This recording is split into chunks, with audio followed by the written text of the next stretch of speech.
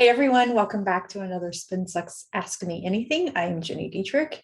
As you can see, I've been wallpapered. We're doing some drawing. This is what we do after school when mom still has to work. Give her the big Post-it paper, put her on the floor, give her markers. She goes at it, and then she wants me to hang them up. So I think that's a fair trade-off. I get to keep working and I get some art. So there you go. Lovely, right? Thank you. So here's an interesting question that came from the Spin Sucks community. What are the best ways to keep up with industry changes? I remember being 22 years old and I sat in a cubicle right next to the men's room. And this is not part of the how to keep up with industry changes, but because I sat next to the men's room and the president and the CEO both were men, they would both walk by at some point in the morning with their newspaper or magazines under their arm, go into the bathroom.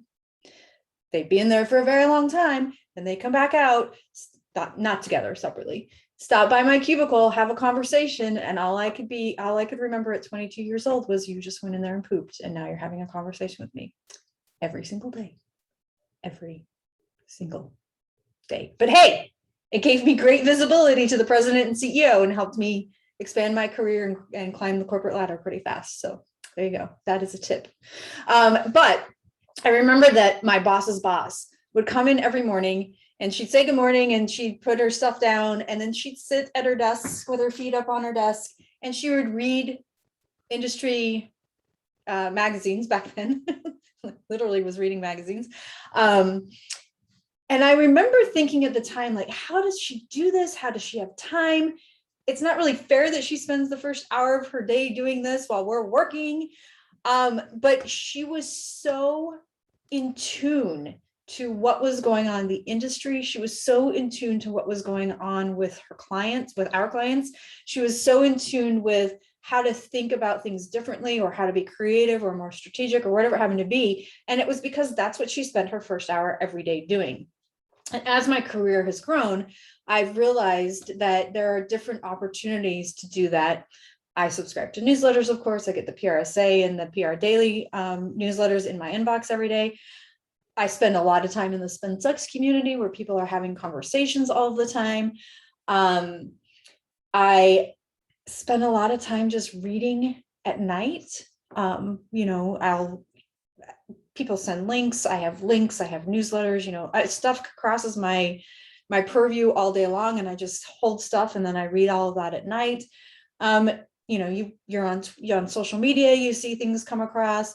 In many cases, I open stuff and I have a bunch of stuff open in tabs that I haven't gotten to yet.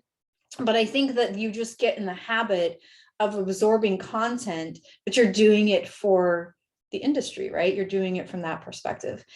So that's how I do it. I'm also a big reader, so you can listen to podcasts, you can watch videos. I'm doing some self-education on different types of cooking techniques. So I'm watching a lot of YouTube. My small one and I are watching lots of YouTube videos every night. So it's not industry, but it's something different. So I think there's a lot of different ways that you can do it.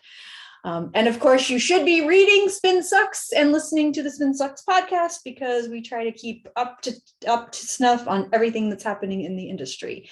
So if you want more, you can join the Spin Sucks community. If you're not already there, you can find us at spinsucks.com/spin-sucks-community. That's spinsucks.com/spin-sucks-community.